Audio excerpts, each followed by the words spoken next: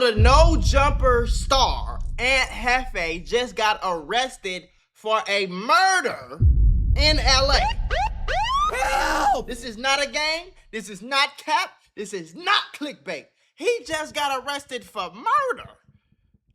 I told y'all it's something about No Jumper we just don't know about. I don't know what it is, but it's something. Aunt Hefe made a video where he's kind of like, I guess, trying to explain the situation, and you can literally see him, his eyes is bloodshot red. He's literally pulling and holding back tears as he's recording the videos. So, nigga, I don't know. Another one like the other one. So obviously he going through it. If a grown man is crying while he got his phone out recording himself talking to the video while he crying, oh, that nigga going through something. He going through something. LAPD says there was an argument just before the gunfire, and it all unfolded just steps away from a busy taco stand. NBC4's Camilla Rambaldi joins us live from the LAPD headquarters after talking with witnesses. Camilla. Hi, Jonathan and Kathy. Telemundo 52 spoke with the brother of the man who was killed. I also spoke with one man who was working at the taco stand last night. He told me he heard about 7 to 8 gunshots. Let's go ahead and get you to some video from earlier. In this clip, you can see several bullet holes in a fence near the stand. The LAPD says the shooting was reported just before 2 in the morning near the intersection of Holmes and Slauson Avenues. As you mentioned earlier, there are a number of businesses in the area. Police say a man walked toward a car and there was some sort of an argument. Police say the man was then shot and the shooter took off in a car. It is unclear at this point what led up to the argument. The family of the man who was killed has identified him as 30-year-old Deshaun Coleman. They shared a photo of him with our team. Here was more from his family and reaction from a man who was working at the taco stand. We don't know nothing.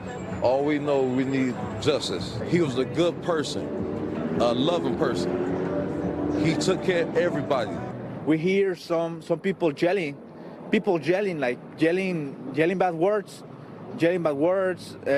start fighting. Did you hear the gunshots? Yeah, I hear the gunshots. I hear like 7 gunshots, and that scares me. I didn't move. I was frozen, like.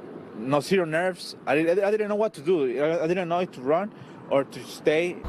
Listen, y'all, YouTube and Meta might owe you up to $1,000 if you or your child grew up on social media. If you or your child spent years growing up on social media and experienced serious mental health issues, you should hear this. Recently, a jury just ordered Meta and YouTube to pay millions for their role in designing and promoting addictive platforms. They know that their apps can cause anxiety, depression, or body image issues, but they never shared those risks with us. They never made us sign anything that we knew the risk. They just maximized their profits. And the recent historic verdict underscores the consequences of those decisions. But you better not worry. Morgan & Morgan is stepping up to hold these platforms accountable for the harm that they have caused. Click the link in my bio to take a very short questionnaire quiz because you might be entitled to a potential recovery of over $1,000. So everybody trying to figure out, is Aunt Hefe, is this dude from No Jumper, is he the one that actually committed the murder? So my boy Flacco, Detective Flacco was in the building, man. He got the footage of the whole shooting even before the damn police got the footage. So I'm gonna let him talk and explain what the fuck happened in this footage. Let's dissect this shit. One of Aunt Hefe's vehicles may or may not have been at the scene when this took place. This car right here may or may not have been one of the vehicles that Aunt Hefe used to drive to No Jumper. So Flacco is saying this is the same car that Aunt Hefe uses to drive to No Jumper when he goes to No Jumper and does his podcast. But the problem is that the driver of that car never got out the car. He never got out the car to be seen on camera. So it's not 100% sure. Nobody's 100% sure if that's actually him, if he has something to do with the murder, if he sent off the murder, if he was the getaway driver for the murder. We don't know. We just I'm just listening to Flacco. Flacco working no jumper. I don't working no fucking no jumper. Flacco working no jumper. And Hefe working no jumper. Flacco would know a lot better than me what car this nigga pulls up to when he comes to work. I don't know. I'm just making a video. Actually gets out the car. When the altercation play out between this group of people, somebody runs into the passenger side of one of Jefe's vehicles, allegedly, and they drove off. This right here is the gentleman that was shot and killed. Him right here. Now, they're having some type of disagreement with some individuals there. So while they're having a disagreement, you're about to see this guy right here is about to get punched. Now, when he gets punched, the person who was shot and killed, they all began to move forward. Now, when they begin to move forward, somebody comes from around the car and started shooting. Hits him, he falls and dies. Then they chase somebody around this vehicle, but they couldn't shoot them and the person goes away. Now you see he been driven back on the wall. He's still pursuing him. Now, when he pursues him, it's only him. So now his homies, you know, including the dude who got killed, they now progress on him. But that's when the shooting happened. You see right here? Now the person comes from around here and they begin to shoot. Now, I'm not gonna show y'all the footage, right? But just know they shot and killed this person. They shot and killed him. He hit the floor. He ran over here. He runs right here. They run over here. Then they took off around the corner. So this is the shooting footage. So in that footage, you can clearly see that Aunt Hefe is not the one that actually committed the shooting. But police are still investigating into it. And you know how police get when something like this happens.